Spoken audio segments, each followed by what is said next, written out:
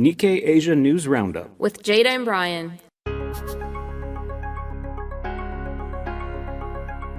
Welcome to the Nikkei Asia News Roundup, where we bring you the latest updates and insights on the dynamic world of Asia and more. I'm your host, Brian. And I'm Jada. Thank you for joining our first episode of 2026. Now let's delve into the headlines. This program is brought to you by Nikkei.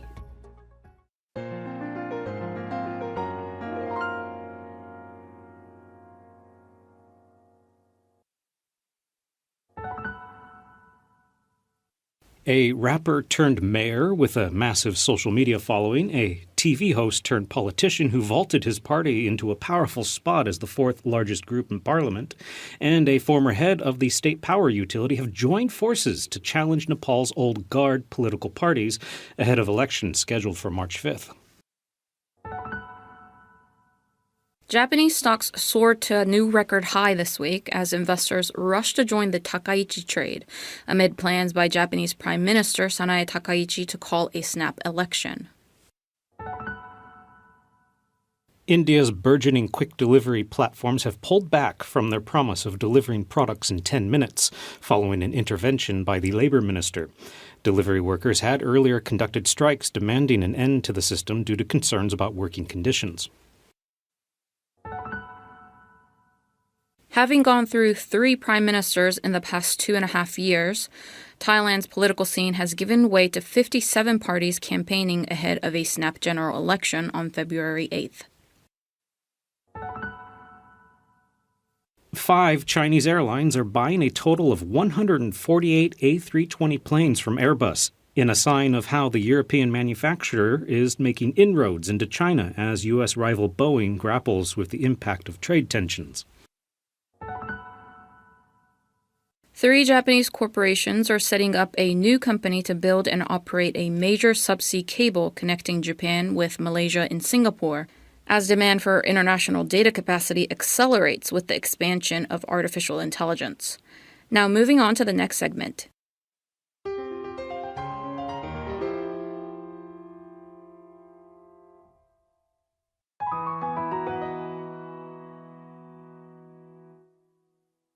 Lionel Messi's India visit focuses attention on Delhi's smog crisis. In mid-December, as a thick blanket of smog engulfed New Delhi, soccer superstar Lionel Messi walked into a packed stadium in the Indian capital with local dignitaries as part of a promotional tour of the country. After an initial ovation, a new chant went up in the crowd. Not Messi, but AQI, AQI for Air Quality Index, in a roast aimed at a new on-field companion for the star, Delhi Chief Minister Rekha Gupta, and her administration's inability to slash the air pollution that has long dogged the city of 30 million and typically worsens in December. From 2018 to 2023, more than 100,000 fatalities in Delhi were linked to ambient air pollution, estimates show. Delhi faces air pollution problems throughout the year, but conditions typically worsen late in the year due to a combination of factors, including vehicular and industrial emissions, dust from construction and demolition projects, as well as from roads and other open areas, solid waste burning, and episodic events like harvest stubble burning by farmers in the country's north. In a bid to combat spiking pollution levels, authorities in mid-December activated the highest level of a graded response action plan. Under the plan, education for younger children shifted to online-only mode, while higher education moved to a hybrid system. Offices were instructed to operate at 50% staffing capacity, with the remaining staff working from home.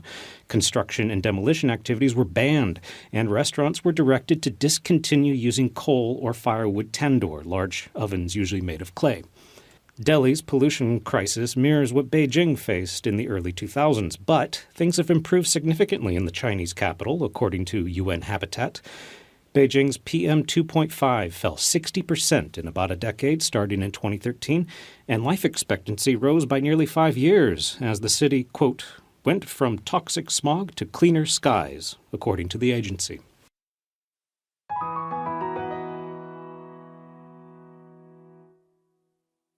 Vietnam's first metro line saves riders time, but issues remain a year later.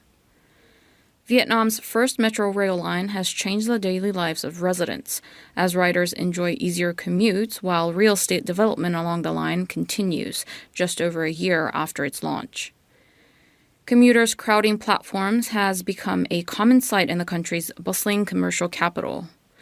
The metro line has cut my commute by 10 to 20 minutes so I can get to the office on time, said a bank employee. Instead of getting worn out from the commute, now I can read the news, listen to music, or watch movies on the way. Ho Chi Minh Metro Line No. 1 began operation on December 22, 2024.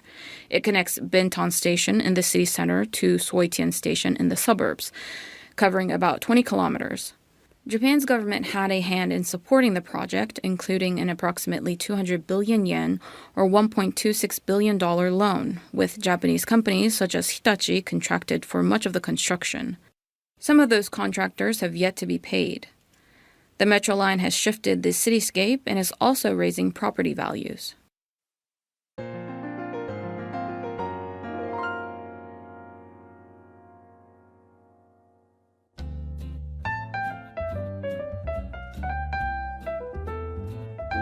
And now for news highlights. Today we are sharing a couple of Nikkei Asia's most well-read stories in the last few days. Yes, and just to briefly start, we have a couple of geopolitical stories that have done well this week. I don't know if I should say thanks to Trump, but That's an interesting way of putting it. But Yeah. it's not even a daily change in what's going on in world news and politics. Yeah. It's going on hourly at this point, so Yes. it's hard to keep up at times. But we're trying. Yes, and so just to give our readers an idea of the headlines, we had an explainer on Venezuela and the impacts to oil in China following U.S. strikes to the country. So that was one of the stories, and also developments around Trump and Iran. With tariffs and the protests going on. Those also did well. But aside from that, we have a lot of business, but also a good mix of political stories as well. Brian, where do you want to start off? Let's start off with some of the more the long-lasting stories that are kind of deep. The China two-child policy situation, but also how it relates to other countries in Asia, because they have their own policies when it comes to how many kids families have. Yes. So we had a great story, a collaborative story from Nikkei Asia's reporters around Hanoi, Jakarta, New Delhi. But yeah, when you say, a two-child policy, a one-child policy. Yeah, I meant one-child policy. One-child policy, you immediately think of China, which I think it had the law upheld since 1979, but it got rid of it because of declining. Yeah, they lifted about a decade ago. Yeah, and then they went. It was switched to a two-child policy. Yes. And then it was opened up to even more. Yes. So that's maybe where my confusion came from. Yes, and but the story touches on how Vietnam, Indonesia, India is also, they've implemented similar policies, not as strictly as China, but and the effects of that, which the story delves into, how this has actually led to, it touches on the I don't know if deterioration. Well, yeah, deterioration of women's rights. If in some places in India, if you have two or more children, more than what their policy is, sometimes you are stripped of voting rights, and you're fired from your job, and so that has led to crime, like forced abortions, leaving children in the forest, whatever. That is. Yeah, it's pretty. It's You bad. hear about situations like in Japan or South Korea where there is no law that punishes women for having kids, but like companies won't promote them or they'll sideline them, and this was just straight up like actual punishment. Yes. So that's a bit disturbing to hear. Yeah, but I guess basic similar negative effects that these countries are facing is that now total fertility rate is below 2, and actually there was a interesting figure in there where it said Pakistan's the only country with a fertility, the average woman giving birth, it's Pakistan's the only one that has above 2. Which is there's a number that's the replacement level. It's called, right? Yes, thank you for that. So, but Vietnam and Indonesia and all those countries are seeing it decline, and I mean the issue is that how are they going to, sustainably grow their economy and have social development if the fertility rate is declining. Yeah, so a lot of countries are going through that. There's the worry of the top-heavy population, where not enough people working to produce the tax revenue for the pensions and Social Security of people that are living longer, and we're part of a major baby boom. Yeah. So it's one of those ones we're going to have to keep on watching. Yes, I think it's a very interesting story. And then maybe on a lesser serious note, we have a couple of stories about. One I really liked was about India's traditional sandals. I don't know if I'm pronouncing this right, but I believe it's called kopadi. Yeah, they're leather sandals. Or are they leather?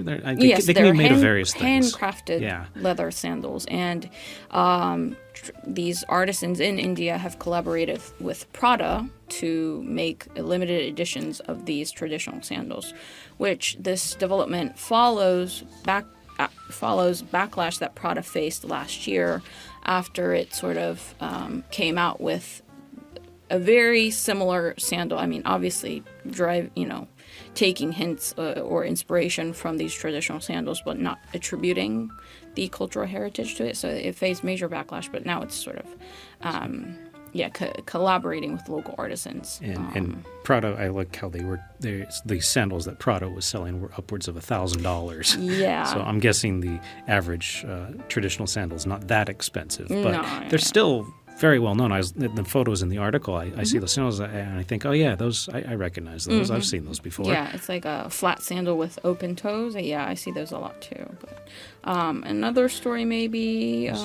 Jump over the Himalayas and go to China. Okay. And another sort of fun one. It's about drinking in China. More particularly, it's about whiskey. Is it a boom? Yeah, China's not really known for its whiskey because it's only.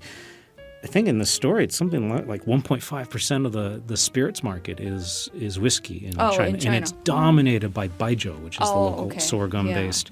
It's used at banquets and one like that. But there is a growing whiskey industry. And the story explores people who are founding their own distilleries, and they're importing pot stills from Scotland. Wow. And they're basically trying to do it. It reminds me of what happened in Japan about a century ago, where particularly, the article sets aside the spelling of whiskey, where it ends with a Y, not an EY, which distinguishes Scotch whiskey from all other whiskeys. And they said, we're doing the Scotch way. And that's exactly what Japan did a long while ago. Now Japan's really well known for its whiskeys.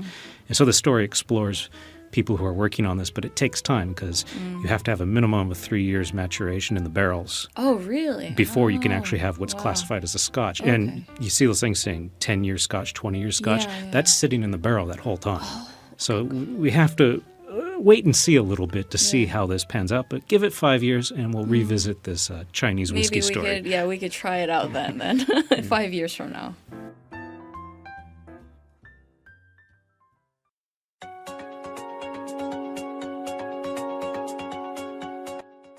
And that brings us to the close of today's episode. We look forward to having you join up again for the next edition of the Nikkei Asia News Roundup.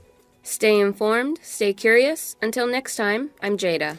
And I'm Brian. See you again, and take care. This program is brought to you by Nikkei.